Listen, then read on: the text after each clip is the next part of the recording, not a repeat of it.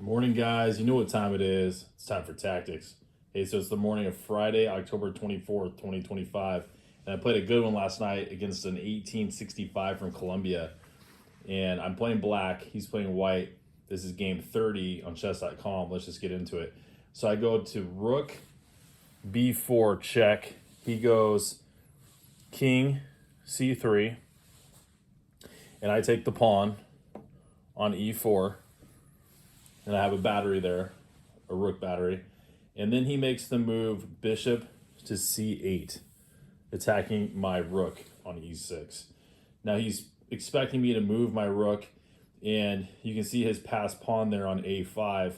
But pause your videos here and think about it for a couple seconds about what move you should play here.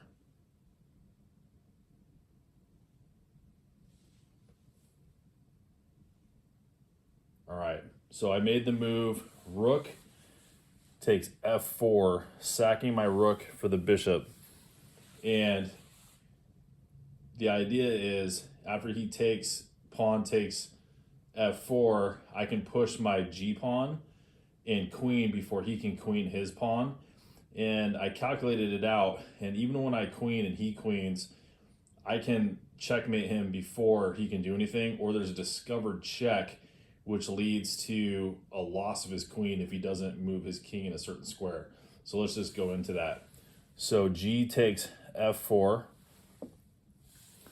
and we ignore the attack on the rook on e6. In fact, it helps interfere with his bishop that could stop my pawn on the G file.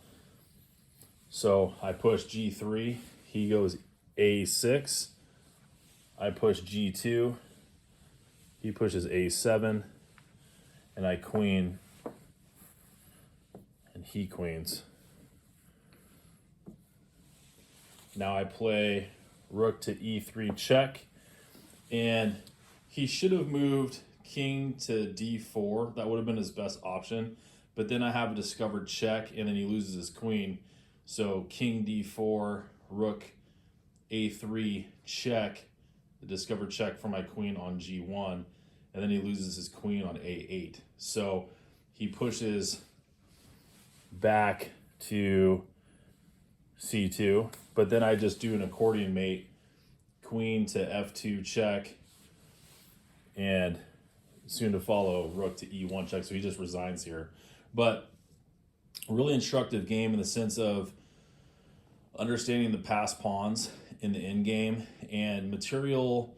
You know, we get so caught up in material that I think a lot of people would have just moved their rook back on e6, but to recognize in the position that it's more important to push that G pawn and create our own passed pawn.